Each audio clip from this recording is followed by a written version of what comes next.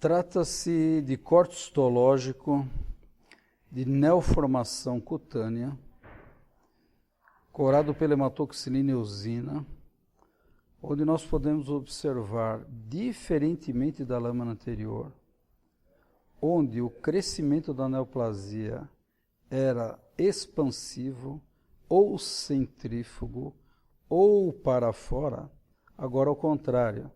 A neoplasia que nós estamos observando, ela é maligna, ela tem um caráter invasivo e infiltrativo, e onde é que ela é observada?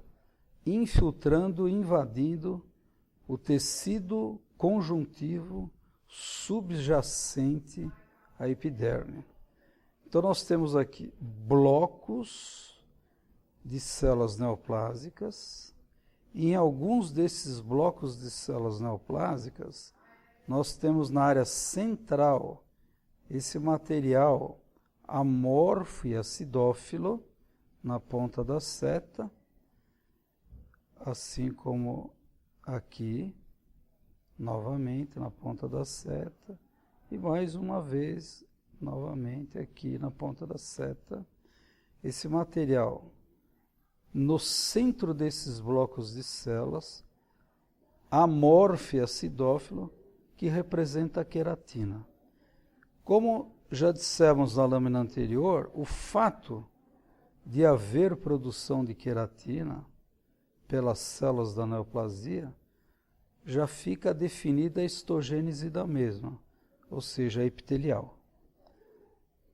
Isso é muito importante, porque você já deixa de pensar em neoplasia mesenquimal. O que nós devemos observar com detalhe agora? Em cada um desses blocos, nós temos células neoplásicas na ponta da seta.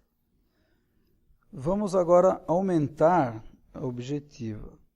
Vamos pôr uma objetiva de 40 vezes, para que nós possamos observar com detalhe esses blocos de células neoplásicas. Vejam bem, na ponta da seta, as células neoplásicas, e na parte central a queratina por ela produzida. Se foi dito que trata-se de uma anel invasiva e infiltrativa, é porque ela é maligna, porque esse tipo de comportamento ele é característico de neoplasia maligna.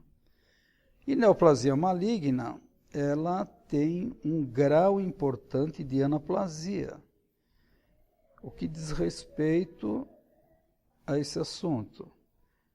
Perda da relação noxoplasmática, nucléolos evidentes, basofilia aumentada e figuras atípicas de mitose. Então, veja que, comparando as células do parênquima dessa neoplasia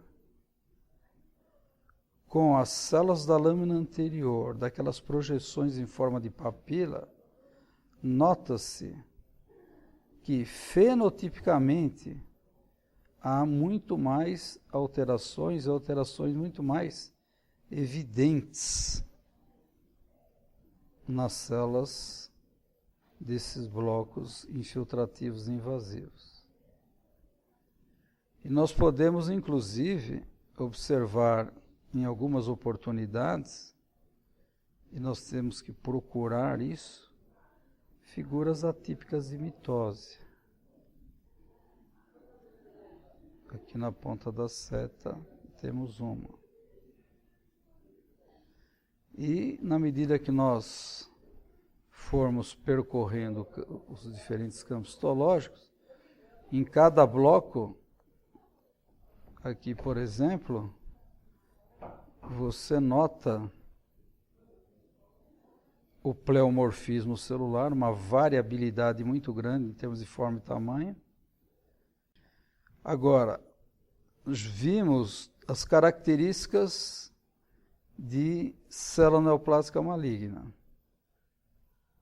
E o que nos resta agora? Comentarmos a respeito do estroma da neoplasia. Então, toda essa área delimitada por tecido conjuntivo, vascularizado, entre os blocos de células neoplásicas, ora descritos, corresponde ao parênquima corresponde ao estroma da neoplasia. E aqui no estroma da neoplasia, nós temos um infiltrado inflamatório. E que não é novidade. Por quê? Se o estroma da neoplasia é composto de tecido conjuntivo vascularizado, vimos que um dos dogmas da inflamação é que só há inflamação onde há tecido conjuntivo vascularizado. E se neoplasia tem esse tecido conjuntivo vascularizado, por que não poder inflamar-se? E é o que aconteceu aqui. Nós temos um infiltrado inflamatório, predominantemente composto de mononucleares no estroma da neoplasia. Outra coisa importante, quando nós nos referimos ao estroma, temos que ver se o estroma é escasso ou abundante, se é ricamente vascularizado ou pobremente vascularizado. Para respondermos a essa nossa pergunta, se trata de estroma escasso ou abundante, ricamente ou pobremente vascularizado, vamos passar por um objetivo um pouco menor. Objetivo de 10 vezes. Nós estávamos observando 40 vezes. Você já tem uma ideia da proporção de estroma em relação ao componente parênquimatoso da neoplasia. Então veja a quantidade enorme de tecido conjuntivo de entremeio a esses blocos invasivos e infiltrativos de células neoplásicas.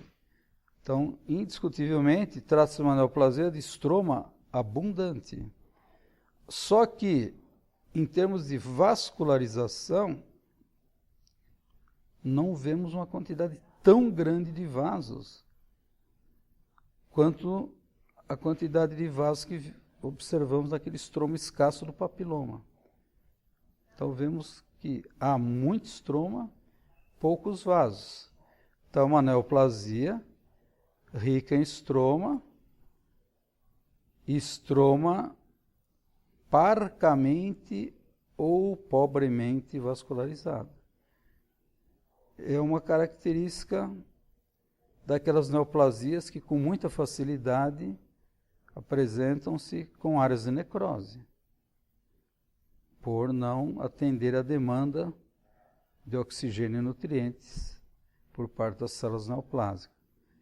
Então, para concluirmos, qual a conclusão que nós vamos chegar com base no que já vimos?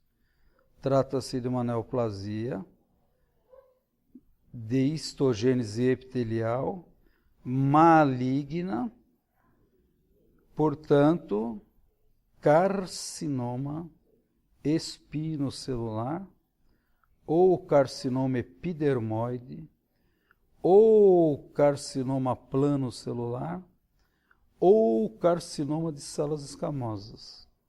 São as diferentes denominações que são dadas a um mesmo tipo de neoplasia. E é importante que cada um de nós saibamos cada uma delas, que nós não sabemos, quando enviarmos material ao patologista, qual é a denominação que o patologista utilizará. Ele pode usar, por exemplo, carcinoma espinocelular, se você guarda apenas epidermoide, e daí? Tem alguma coisa de diferença entre um e outro? Absolutamente nenhuma. São sinonímias que você deve gravar para não achar que se trata de neoplasia diferente uma da outra.